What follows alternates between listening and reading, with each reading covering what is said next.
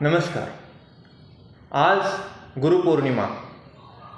गुरुपौर्णिमेला व्यासपूजन दिवस असंही म्हटलं जातं, कारण महर्षी व्यास यांची ही पूजा केली जाते. म्हणून आपण बघा व्यासपीठ असं म्हणतो स्टेजला, कारण ज्याच्याकडे ज्ञान असतं तोच व्यासपीठावरून ज्ञानदानाचं काम करू शकतो. आणि ज्ञानदानाचं काम हे सर्वोत्कृष्ट दान समजलं जातं. तर आपण एक श्लोक म्हणून सर्वांनी माझ्याबरोबर म्हणायचे किंवा माझ्या पाठीमागे म्हटलं तरी चालेल. चला तर मग या श्लोक म्हणून आपण गुरूंचं महात्म्य जे आहे, महत्त्व जे आहे, याची आपण एक प्रकारे कल्पना करू आणि त्याचं महत्त्व वाढवूया. ओम श्री गणेशाय नमः. ओम श्री गणेशाय नमः.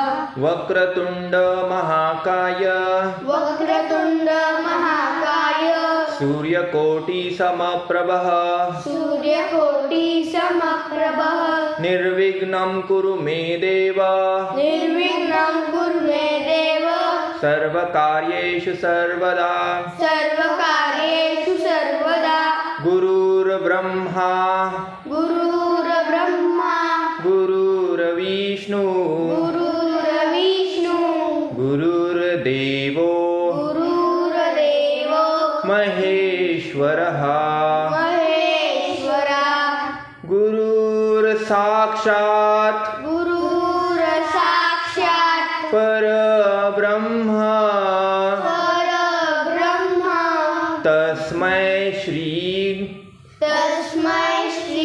गुरुवे नमः. गुरुवे नमः. ओम शांती शांती शांती.